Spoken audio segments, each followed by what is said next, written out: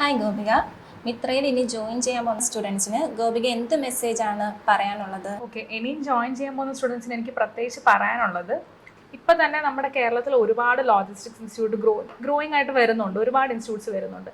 എന്തുകൊണ്ട് നിങ്ങൾ മിത്ര ചൂസ് ചെയ്യണം എന്ന് ചോദിച്ചാൽ ഞാൻ പറയും, മെയിൻലി ഇവിടെ 13 years ആയിട്ടുള്ളൊരു ഇൻസ്റ്റിറ്റ്യൂട്ടാണ്. ഷിജു സാറിൻ്റെ എക്സ്പീരിയൻസ് ആകട്ടെ, നമ്മുടെ ഫാക്കൽറ്റീസ് ആയാലും വളരെ എക്സ്പീരിയൻസ്ഡ് ആയിട്ടുള്ള ഫാക്കൽറ്റീസ് ആണ്.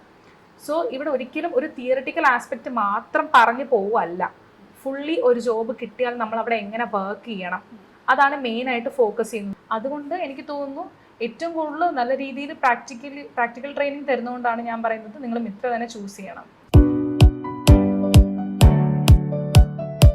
ഗോപിക, മിത്രയുടെ ക്ലാസ്സിന്റെ എക്സ്പീരിയൻസ് ഒന്ന് ഷെയർ ചെയ്യാം. ഓക്കെ, അക്കാഡമിക് ക്ലാസ്സസ് വരുവാണെങ്കിൽ തിയറിറ്റിക്കലും പ്രാക്ടിക്കലും ഉണ്ടായിരുന്നു. തിയറി ക്ലാസ്സസ് എനിക്ക് എടുത്തത് റീതു മാം ആണ്.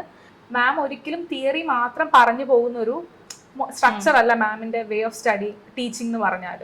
മാം തിയറി പറഞ്ഞു പോകുന്നതിൻ്റെ കൂടെ തന്നെ എങ്ങനെയായിരിക്കും അത് പ്രാക്ടിക്കലി ആപ്ലിക്കബിൾ ആവേണ്ടത് എന്നും കൂടെ പറയുന്നതാണ്.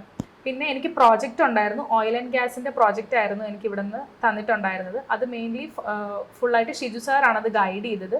അതെന്ന് പറഞ്ഞാൽ പ്രൊക്യൂർമെൻറ്റ് തൊട്ട് നമ്മൾ ഫൈനലി ഒരു കസ്റ്റമറിൻ്റെ അടുത്ത് ഗുഡ്സ് എത്തുന്ന വരെയുള്ള രീതിയിലുള്ള ഒരു പ്രോജക്റ്റാണ്. സോ അത് ചെയ്ത് കഴിയുമ്പോൾ തന്നെ നമുക്ക് കോൺഫിഡൻസ് ലെവൽ ഹൈ ആവും. എന്തായാലും നമുക്കൊരു ജോബിന് പോകുമ്പം ഈ ഒരു വേ ഓഫ് സ്ട്രക്ചറാണ് വരാൻ പോകുന്നത്. സോ നമുക്ക് കോൺഫിഡൻസും കിട്ടും, നമുക്കൊരു ഹെസിറ്റേഷൻ ഇല്ലാണ്ട് വർക്ക് ചെയ്യാൻ പറ്റും. സോ അക്കാഡമിക് രീതിയിൽ വരികയാണെങ്കിൽ വളരെ നല്ലൊരു സ്ട്രക്ചേർഡ് ആയിട്ടുള്ള രീതിയാണ് ഇവിടെ പഠിപ്പിച്ചു പോകുന്നത്.